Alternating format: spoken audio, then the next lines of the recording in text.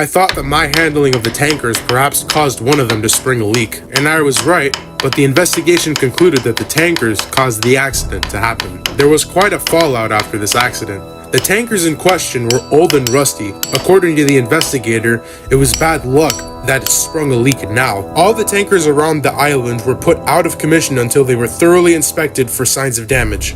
This was a big loss for us Southwesterners, since we had a lot of contracts like the oil depot and the dairy that transport their fluids by rail. The signal box also suffered some pretty severe damage and damaged a lot of the point cables in the yard, which put most of the sidings out of commission. MS Tender also suffered some pretty severe damage from the impact. Mainly her tank inside of her tender had sprung a leak and needed to be patched up. And lastly, James was severely reprimanded for his terrible choice of words towards Emma, and was not only put on scrap and garbage detail for a long time, but was also forced to apologize to Emma for what he said. I still felt somewhat guilty of what happened, but most of the engines reminded me that it was out of my control and that I couldn't control the behavior of the trucks. But some other engines loved to taunt me about the whole fiasco, and some really ripped into me.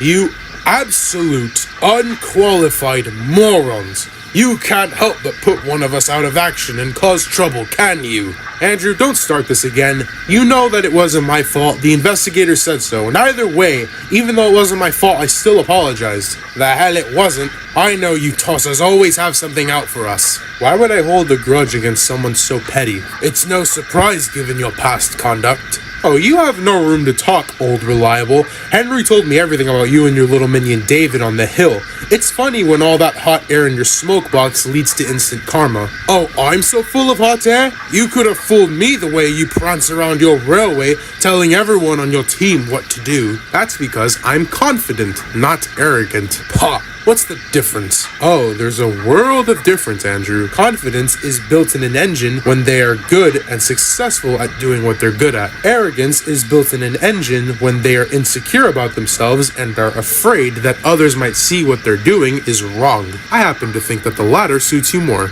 You've always been boastful, Andrew, because you fail at a lot of the tasks that you've been given. Don't act like you know me, you filthy freight engine. There it is again, the boastful better-than-all attitude. Let me ask you, Andrew, why do you always act like you're better than everyone when you foul up? Is it because you want others to listen to you and follow your orders because the Thin Controller holds you in such high regard? And you don't want them to realize that you are not better at completing your tasks than anyone else? Well, I know something that I'm better at than you. And what would that be? Kicking your ass! I'm speechless now, eh? Maybe you're not as high and mighty as I...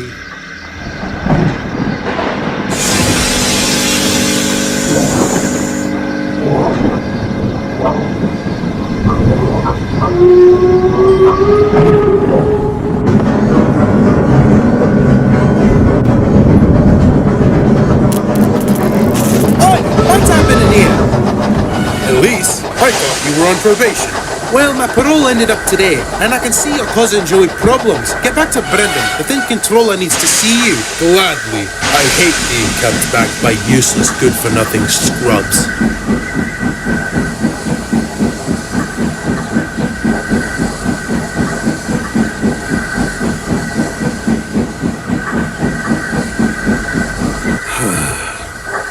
He got lucky. Aye, I don't doubt.